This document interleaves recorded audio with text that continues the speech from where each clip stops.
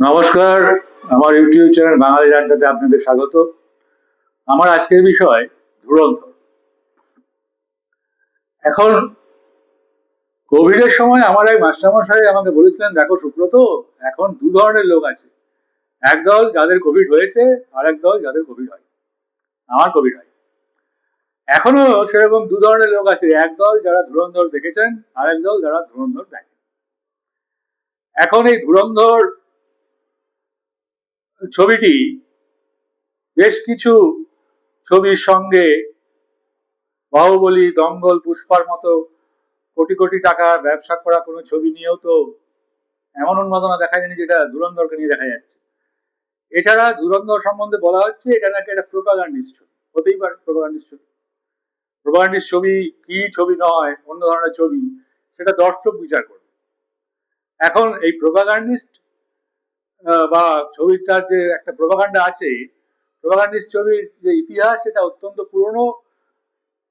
এক সময় হিটলার তখন তার কার্যপ্রণালীকে সমর্থন করে তারই বান্ধবী লেনি রাইফেলস্টেন একটি ছবি করেছিলেন যার নাম ট্রায়াম্ফ অফ উইল। সেখানে হিটলারকে খুব উঁচু মাপের নেতা হিসাবে তুলে ধরা হয়েছিল। এটাও এক ধরনের প্রোপাগান্ডিস্ট ছবি বলা যেতে পারে। পরবর্তীকালে ৯-এর দশকে যখন আমাদের দেশে বিজেপি সরকার, তখন একটা ছবি হয়েছিল, আপনারা হয়তো খেয়াল করবেন, তার নাম বর্ডার। সেই বর্ডার ছবি, জেপি দত্তের বর্ডার, সেই বর্ডার ছবিতে খুব সুকৌশলে ভারত এবং পাকিস্তানের যে অম্ল মধুর সম্পর্ক, অম্লটাই বেশি, মধুরটা কম, সেই সম্পর্কের উপর ভিত্তি করে ছবিটা হয়েছিল এবং সেই ছবিও প্রভূত জনপ্রিয়তা লাভ করেছে। অর্থাৎ এই যে হিন্দুত্ববাদ বা জাতীয়তাবাদ, হ্যাঁ, এই সমস্ত বিষয় নিয়ে ছবি করলে সেই ছবি জনপ্রিয়তা লাভ করে। এখন এই প্রোপাগান্ডিস্ট ছবি বাদ দিয়ে আরো নানা ধরনের মত দেখা যাচ্ছে দর্শকদের মধ্যে। সেটা হলো এই, কেউ কেউ বলছেন যে এটা একদম সম্পূর্ণ বিনোদন ধর্মী ছবি, 3 ঘন্টার খুব বেশি, 3.5 ঘন্টা 4 ঘন্টা ছবি, এবং সবটাই মানে বিনোদনে ভরপুর। আরেক দল আছেন যারা এই প্রোপাগান্ডার ফাঁদে পা নিয়ে এই বিনোদনটা উপভোগ করছেন। এখন তাছাড়া যেটা আছে, তারা হচ্ছে যে তারা বলছেন, আরেক দল যারা অত্যন্ত কট্টরপন্থী, তারা বলছেন ছবির উদ্দেশ্য বিধেয় কাটাছড়ায় ব্যস্ত। তারা তারা সিনেমাটিক লাইসেন্সকে আমল দেন না, প্রশ্ন তোলেন সিনেমায় সত্যের অপলাপ কেন। তারা ভুলে যান যে বাস্তব অনুসরণ করার দায় কিন্তু সিনেমার নেই, ওটা কাল্পনিক জগৎ। এখন সিনেমাতে কল্পনা এবং বাস্তবের একটা মিশেল থাকে। বাস্তব ঘটনা আধার করে তৈরি ছবি এবং তথ্যচিত্রের মধ্যে ফারাক আছে। সিনেমা একটি কাল্পনিক মাধ্যম। বিশ্ব সিনেমায় বাস্তব ঘটনাকে আধার করে তাতে কল্পনার রং মিশিয়ে তৈরি হচ্ছে গুচ্ছ গুচ্ছ কাল ছবি। সিনেমা তো মানে হাজারটা ঘরানা, অর্থাৎ ধারা, হ্যাঁ, যেটা হলিউডে প্রথম চালু হয়েছিল, western, musical, thriller, horror, science fiction, ইত্যাদি ইত্যাদি, যেগুলোর সঙ্গে যেগুলোর সঙ্গে অনেক সময়, বেশিরভাগ সময়ই বাস্তবের কোনো চিটেফোঁটা মিল নেই। সেখানে ছবিটা উপভোগ্য কিনা এটাই প্রধান বিচার।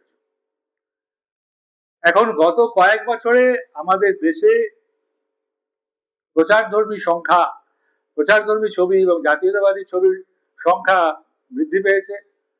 যেমন বিবেক অভিনেত্রীর বেশ কিছু ছবি, কাশ্মীর ফাইলস, বেঙ্গল ফাইলস, এগুলো সবই প্রচারধর্মী ছবি বলা যেতে পারে। তো সেই ছবিগুলো যেমন চলেছে, কিছু কিছু জায়গায় চলতে বাধা দেওয়া হয়েছে, বরং বাধা দিলে সেই ছবি আরো বেশি জনপ্রিয়তা পেয়ে যায়। সেটাই হয়েছে। কাশ্মীর ফাইলস, বেঙ্গল ফাইলস প্রচুর লোক দেখেছেন, কিন্তু সেটা যে প্রোপাগান্ডিস্ট ছবি সেটা মানতে আমার আপত্তি নেই।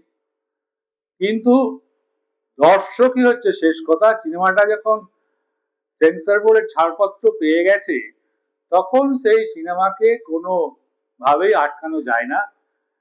দর্শক কোনটা ভালো ছবি, কোনটা খারাপ ছবি, ভালো ছবি হলে গ্রহণ করবেন, খারাপ ছবি হলে রিজেক্ট করবেন, এটাই প্রচলিত রীতি। এখন দেখা যাচ্ছে যে পাকিস্তানি ক্রিকেটার শাহিদ আফ্রিদি তিনি এই ধুরন্ধর ছবিটি থেকে প্রতিক্রিয়া দিয়েছেন যে এরপর প্রতিটি পাকিস্তানিকেই সন্দেহের চোখে দেখা হবে, মনে হবে যে এর মধ্যে কেউ কেউ ভারতীয় গুপ্তচর নয় তো। প্রসঙ্গত ছবিটি কিন্তু পাকিস্তানে নিষিদ্ধ। একটা কাল্পনিক কাহিনী দেখে আফ্রিদি নিজের দেশের মানুষজনকে সন্দেহ করার যে কথা বললেন, এটাই সিনেমার প্রভাব। আর আদিত্যের ছবি সমস্যা এখানেই লুকিয়ে। আমাদের দেশের অধিকাংশ জনতা পর্দার বিষয়কে সত্যি বলে মেনে নেন। তা আদিত্যের ছবি দেখে কেউ ভাবতে পারেন বিজেপি সরকার আসার আগে এদেশের কোনো কিছুই হচ্ছিল না, পাকিস্তানকে পাল্টা দেওয়ার ক্ষমতা স্রেফ মোদিজির আছে, ইত্যাদি ইত্যাদি।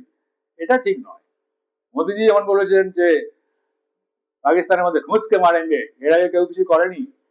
হ্যাঁ, মোদিজি প্রথম করছেন, এটা তো নয়।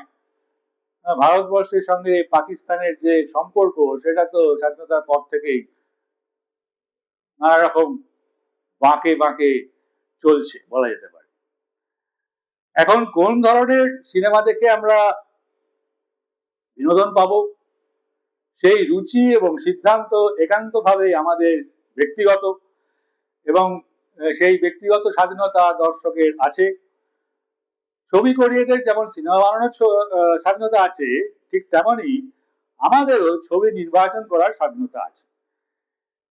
যে ছবি কারো কাছে প্রচার বা অভিসন্ধিমূলক মনে হতে পারে, সেই ছবি অন্যের কাছে বাস্তব বলে মনে হতে পারে। তাই যেটা নিষিদ্ধ ঘোষণা করা